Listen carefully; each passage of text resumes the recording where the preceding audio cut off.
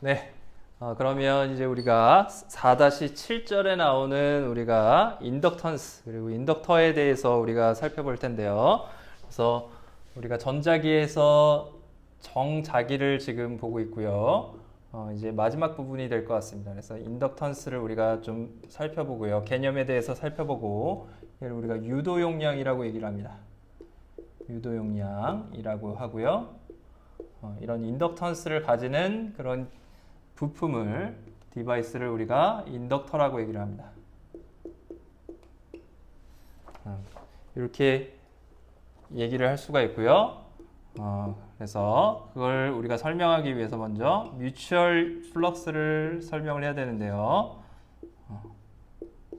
뮤추얼 플럭스라는 건 상호 간의 자속이 만들어진다는 뜻이죠. 그래서 어떤 전류가 존재한다고 우리가 생각을 해보고 있습니다. 전류가 이렇게 존재하는 전류가 존재한다고 생각해 보죠. 어떤 전류 I1이 여기서 이렇게 흐르고 있다고 생각을 해보겠습니다.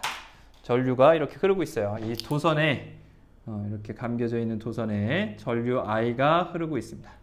전류 I가 흐르고 있을 때 전류 I가 흐르게 되면 필연적으로 뭐가 발생하죠? 전류가 있는 곳에 자속 밀도가 발생할 겁니다. 그래서 자속 밀도가 그리고 이 전류면이 존재하는 곳이 있고요. 그 바로 옆에 역시 마찬가지로 어떤 면 하나를 만들어준 닫힌 선이 존재하고요.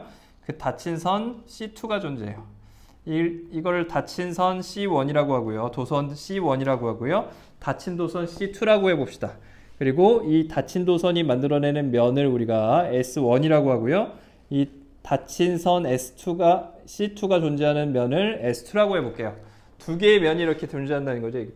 폐곡선이죠. 폐곡선에 두 개의 도선이 이렇게 존재하고 있는 거죠. 그래서 이 면을 S1, 이 면을 S2라고 한다는 것이죠. S1, S2 이렇게 하고 그 가장 S1의 가장 바깥쪽 도선에 전류 I1이 이렇게 흐르고 있다라고 가정을 해보겠습니다.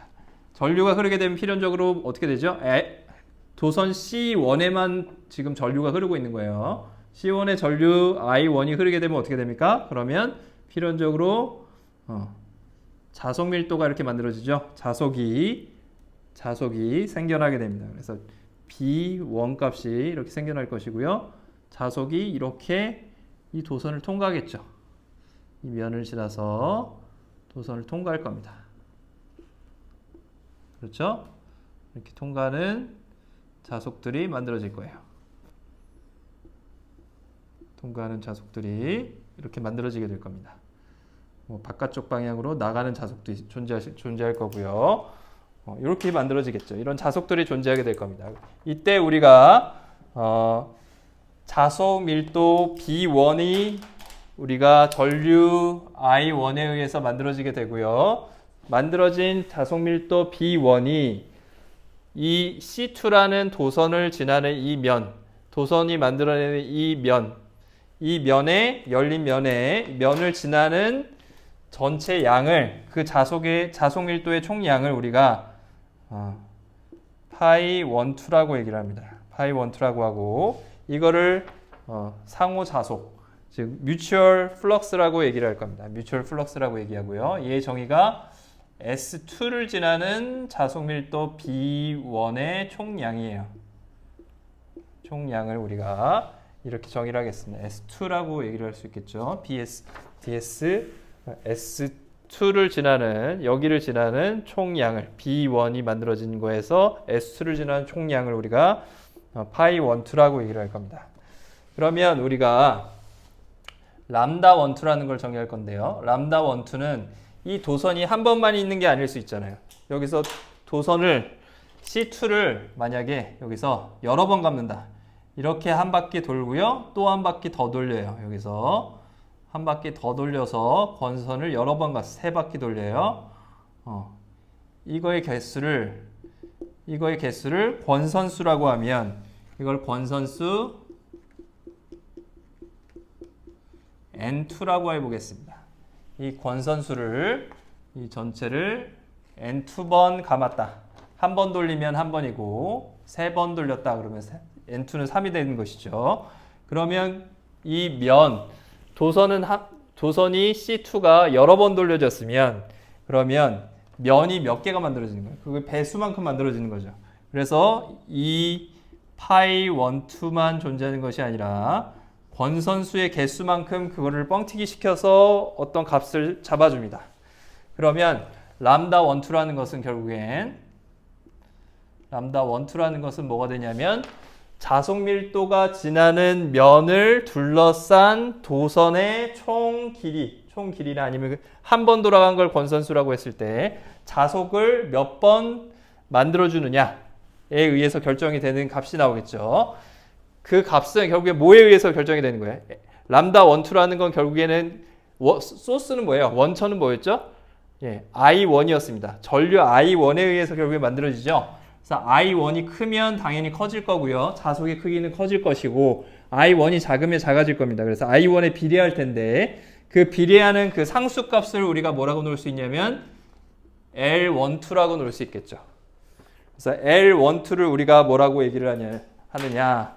이 L12의 값을 이걸 우리가 뮤추얼 인덕턴스라고 정의를 합니다. 이거를 뮤추얼 인덕턴스다 그렇게 정의를 해요.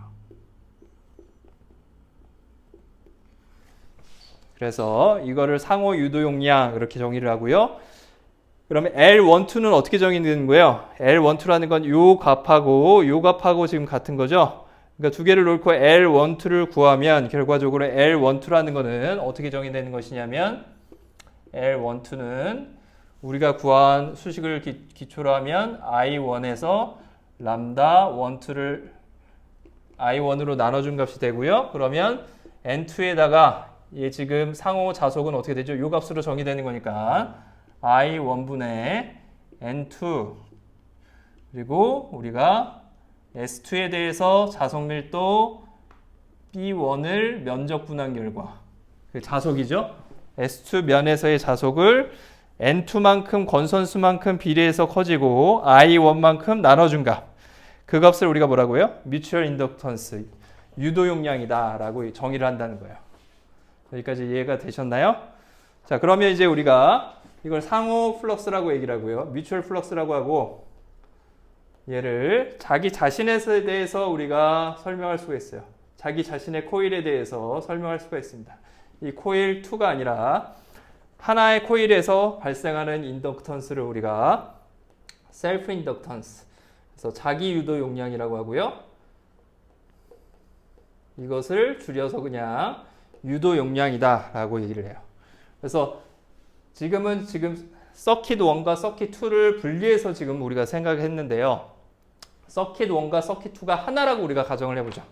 하나라고 가정을 하면 L11은 우리가 어떻게 설명할 수 있을까요? 여기 람다 11에서 전류 I1을 나눠준 값이 될 것이고요. 이 값은 결국엔 전류 I1을 우리가 권선수 N1 여기서 권선수가 여기서 하나가 아니라 여러 개다.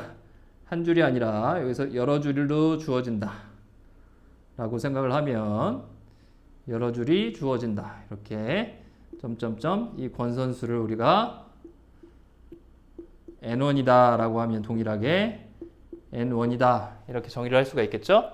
그러면 그 N1에 대해서 우리가 새롭게 뮤추얼 인덕턴스 대신에 셀프 인덕턴스를 동일하게 정의할 수 있을 겁니다. 그래서 자기 자신의 코일에 의해서 여러 번 감겨진 권선수 S2는 없고요. S1만 존재할 때 이 코일에 의해서 전류가 흐르게 되면 자속 밀도가 만들어지고 그 자속 밀도가 이 도선에 영향을 미치는가 얼마나 미치는가 하는 양을 갖다 우리가 셀프 인덕턴스라고 한다는 거예요. 그래서 S1에 대해서 우리가 정의할 수 있겠죠. 그래서 자속 밀도 B1이 자기가 만들어낸 그 면, 그 코일이 만들어낸 면에 의해서 얼마나 쇠교하는가 하는 값이죠. 즉 얘가 의미하는 건 뭐냐면 단위 전류당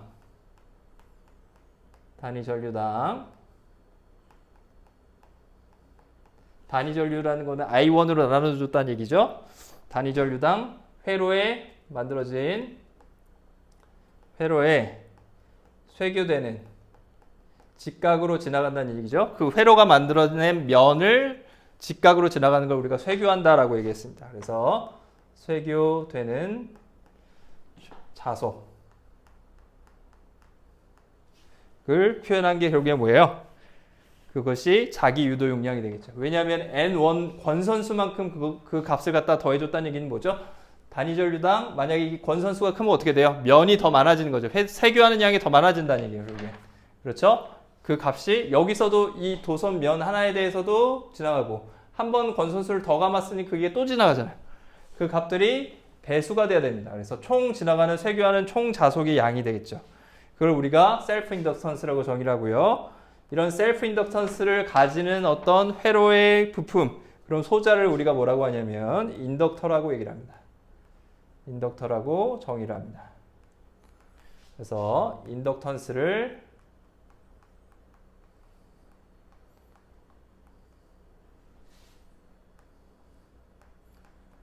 가지도록 도체를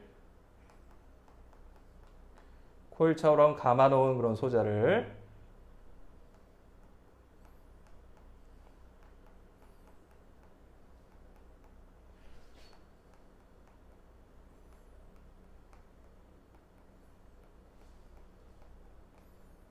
우리가 인덕터다라고 정의를 하게 됩니다. 그래서 인덕터는 뭐하고 대비가 되죠? 우리가 전기에서 배웠던, 정전기에서 배웠던 커패시터하고 정의가 될 겁니다. 그렇죠? 그래서 캐패시터하고 그 다음에 커패시턴스하고 대조되는 개념으로 우리가 인덕턴스, 인덕터를 자계에서 정의할 수 있다. 그래서 전개 자계를 이용한 회로도도 역시 마찬가지로 여러분들 고려를 할 수가 있습니다. 이런 것들은 여러분들 회로 이론에서 전자회로에서 많이 배우게 되기 때문에 전자기학에서는 이 개념 정도만 어떻게 진행이 되고 만들어졌는지에 대해서 설명을 했습니다. 그러면 좀 잠깐 쉬고요. 그리고 우리가 그동안 배웠던 내용들, 그런 내용들을 다시 한번 좀 점검하는 시간을 가져보도록 하겠습니다.